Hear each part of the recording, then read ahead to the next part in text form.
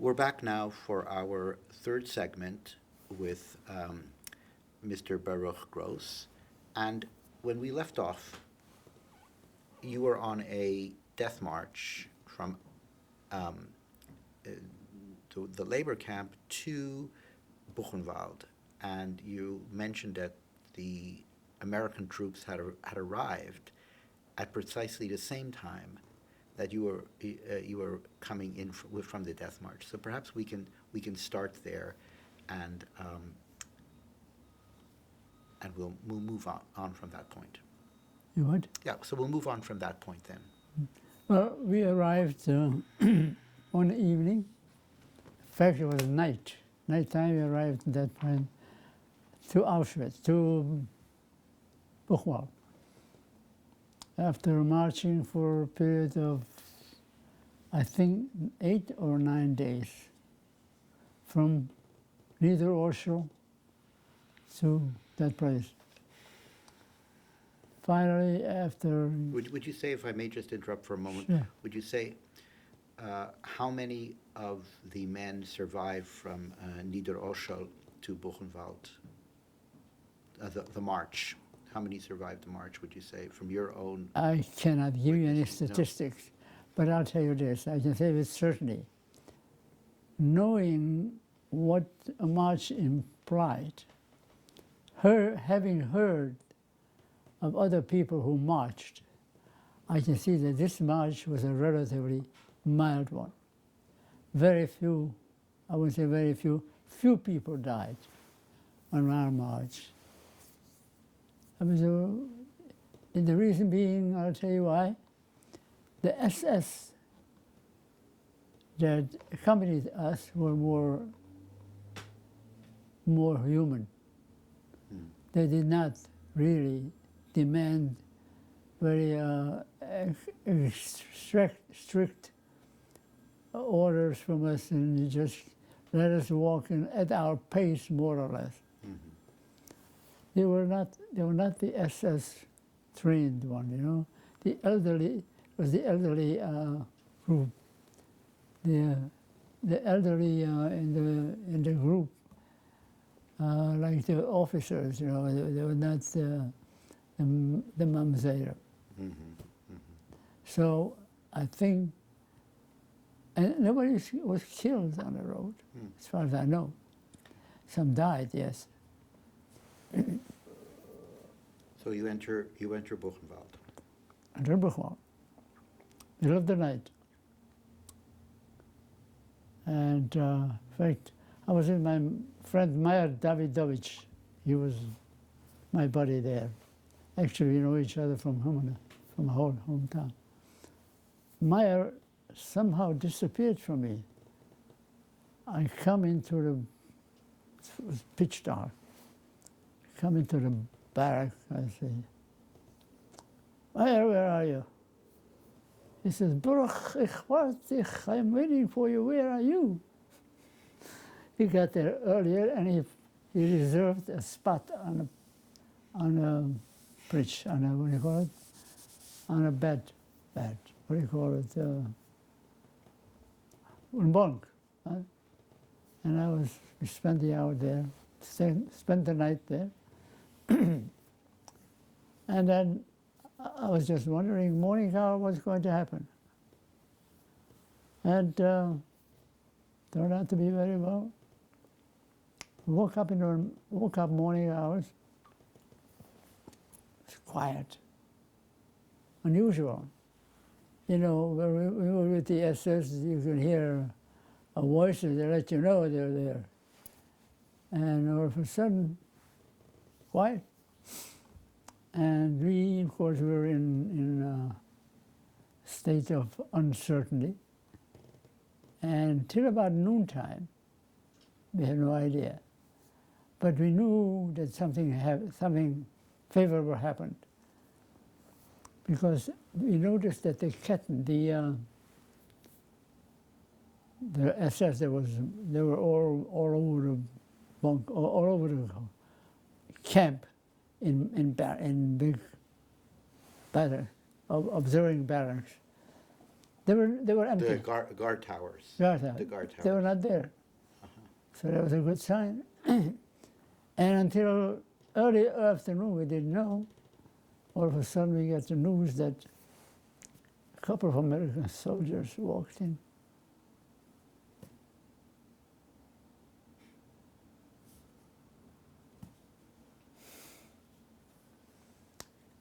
We didn't need to hear more.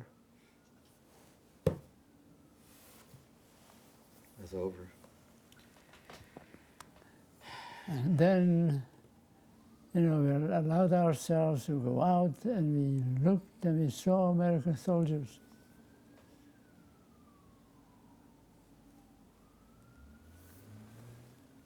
Anyhow.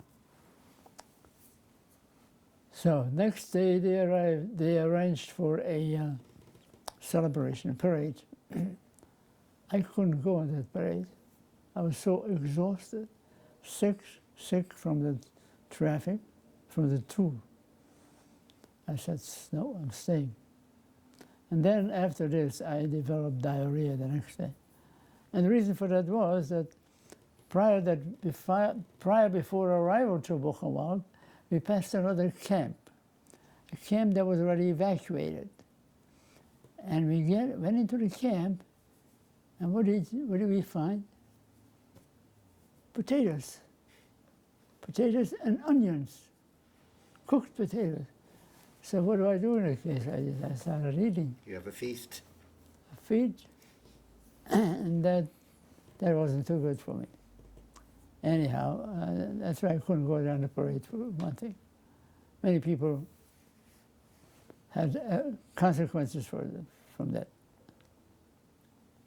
My friend Meyer was a husky fellow. He maintained it, or he could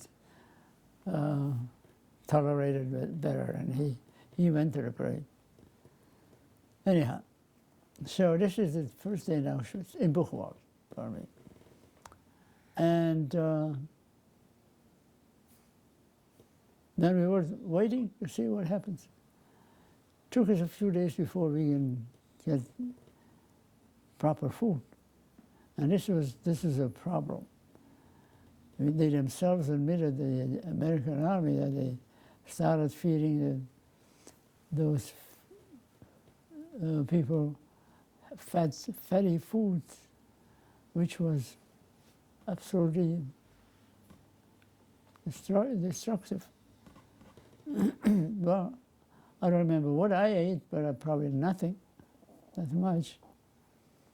But I was very weak, but I missed, as I said, I missed the parade. But I was glad to be, I didn't miss my bunk, stayed there. And then slowly things opened up, and we stepped out, and we met a friend here, a friend there. In fact, Irving Roth, we met 2 days after we got to Buchenwald. He was together with another friend from Baruch, and they were searching for something in a officer's residence. They were in the officers, the SS people had their hotel, their bunks there. So they were looking for something. So like a tour. That's where we met him. I knew Irving from before. He came from the same town. He comes from the same town. Mm-hmm. But this is where I met him after the war. So where do we go from here? What happens in Baruch? Okay, so so you were there when Hershel Schachter was there, yeah. Rabbi Schachter, and that must have been a very important experience for you, having a Shabbat in Buchenwald. Experience thing, that's an understatement. I would say, Malach Pura Ir. You looked out to Hershel Schachter like he was Mashiach. He came on a Friday evening, and because he had his showers there, put on the lights, the candle, and then davened with us. Taught us the Nu Shalom Aleichem melody, and then comes the speech.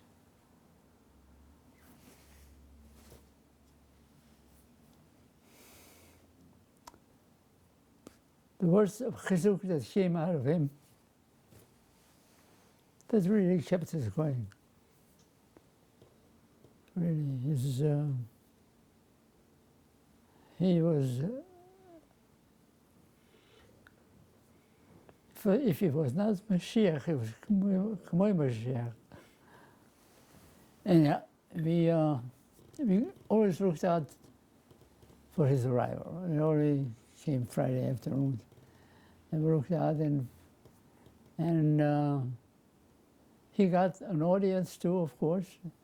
And we had our share of gratification of finding a mensch. Absolutely. Someone that treats us like a mensch.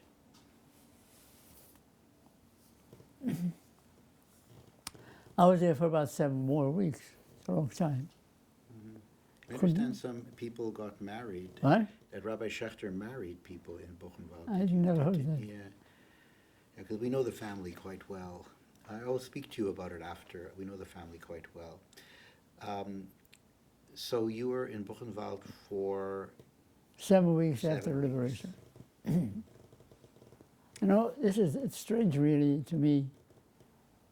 I don't repeat these things very often. In fact, the whole history of coming to Buchenwald, I didn't talk about that ever since I came out of Buchenwald. And thoughts just come back and they overwhelm me now. You know, from the feelings that we had then when he arrived. Well, let's speak about I that think- for a moment. Let's speak yeah. about that because when Rabbi Schechter came in, and that was that first large group of Jews together, Yeah. the last 5 years. Hmm? Last 5 years for every Jew, every prisoner, that they never had such an experience of a large room filled with Jews expressing their identity, expressing their Yiddishkeit, their Judaism. That must have been so powerful. As I said, It reconnects you to the world yeah. through your Judaism. As I said, like Mashiach, K'moi Mashiach. Anyhow, he was really something we looked forward to every time. And he came every Every Shabbos. Friday. Every Friday he came. Yeah. And he must have stayed afterwards too, because I left after 7 weeks. Also a long stay. We couldn't get out of Buchenwald because I was going to I was a Czech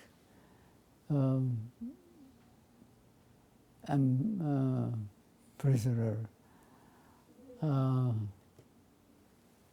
Took me 7 weeks before I left. And where did you, so what happened after Buchenwald? Where did you go after Buchenwald? After Buchenwald, the American Army was kind enough to provide for us a truck, a military truck, with all those people from Buchenwald. And got the military truck, loaded us up, brought us to Pilsen, the first large city in Prague, in Czech Republic. But that's the extent of their help. And they marched back. They were left back. They went back to Buchenwald, and we were left alone on our own devices. It wasn't the most proper thing for us, but we can't hold anybody responsible. How did you get to Jimena? Took me 6 weeks to get to him. Whoa. Awful, yeah. Traveling was almost impossible. There was no There's no railroad transportation, hardly any, if at all. You know, the railroads were all bombed, and cars were not available, the railroad cars. So we grabbed one here, went a few miles, and then went further. And this is a kind of game we had played. You hitchhiked from, Hitchhiked, right? right, so that was about, because you mentioned that Jimenez is about 150 kilometers from Prague, so Yeah, 6 weeks to cover 150 kilometers. really. Yeah. Mhm. So you came back to Jimena, and what was your experience? Well, my return spot was not Humana. We went back to Hlohovec. That's the city that we left from. I had mentioned to you before that we moved from Jimena. Yes. Rabbi Schwartz provided us a Yes. new apartment, and we settled in a city called Hlohovec. And we lived there for about 4 months. Then came the most crucial period, the transportation out of court in Seret, I mean in Hlohovec, and sent to Hlohovec to Seret. So in other words, I didn't go back to Humana. Then we have to wait another 7 weeks before we could go back, because we couldn't get our apartments back, our houses. We were all occupied by the Gentiles. So we stuck around in Hlohovec. And so you stayed there? Finally, around wintertime, we came back to Jimena and started resettling. Trying to rearrange ourselves. So who did you come back with? And you were looking for family? Yes, well, the only survivors were my brother Moshe, my sister Dvorcha, and her husband Duet And you found them in Hlohovec. in Hello. They survived either in Hlohovec or around Hlohovec. So the general feeling was just to go back to the last town where things were normal. Yeah, That's where and you- in the process, we were waiting. Hopefully, maybe my father will show up. Never did materialize. Because, we were close to Pressburg. My brother would go out to Pressburg every day, travel in a train, and wait for a train at the train station. Maybe he'll show up. People who did come by train settled usually in Pressburg there. So it didn't materialize. Did you ever find out where your father was sent? Some survivors have stories that their parents, they know where they were murdered. Did you ever find out? Yes, I found that out just about half a year ago. I got a hold of someone at the U.S. Museum that has all the records. It is another name for it.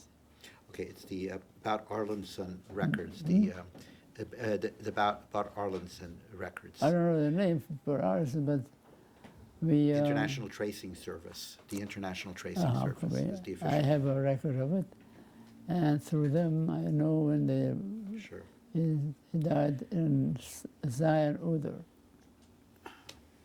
And one of my brothers died at Shoidesh Uder, and the other one I have no record. They didn't have everything, but good part of it. They have a lot. They have a lot. Yeah. So you came back to Czech Republic, and then you stayed how long before you left the country? Yeah, once we go back to our hometown, we stayed close to a year and a half until we got a visa. It was very difficult to get a visa on a Slovak sheet, on a Czech applications. So then we got somebody here intervened for us in New York, And Rav Mentovich gave us a visa, gave us a stay in his Shiva Tervadas. And so we got a visa out there, so we went. But that wasn't an exact solution to us because the government wanted check me out if am I a reliable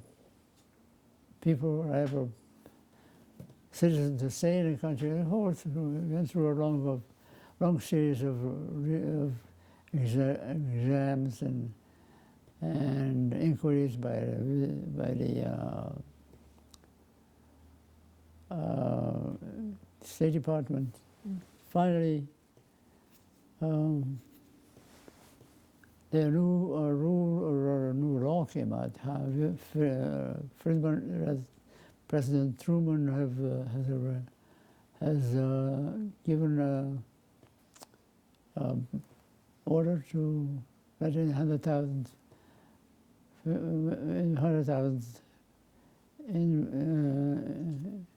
visitors, not visitors, refugees, and we were included in that part. Yeah, that was a great act by Truman. That was a great act. Would never have happened under FDR. That's That right. was a great act by Truman.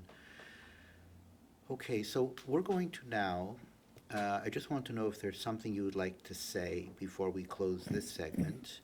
And now and then we'll stop, and we're going to set up the little stage, the music stand, for photographs. But is there something you want to say before we leave this segment of the interview? Just a reflection on both Holocaust, Jewish identity. If you want to talk about faith, is there anything you would like to say as closing remarks? Well, at the moment, I would say I was pleased to have this crew here, not crowd, to take pictures with me and take down the details that I want to know and have to know. And if I can be of any service, I'd be glad to be of more service because I know I'm in the same category of people, talking to individuals who are either or out or at any rate, thank you for coming, and if I know of anything, I'll let you know. Of course, and we're going to go now to the last segment, which is the photographs of your family members. So we'll just stop for now a moment.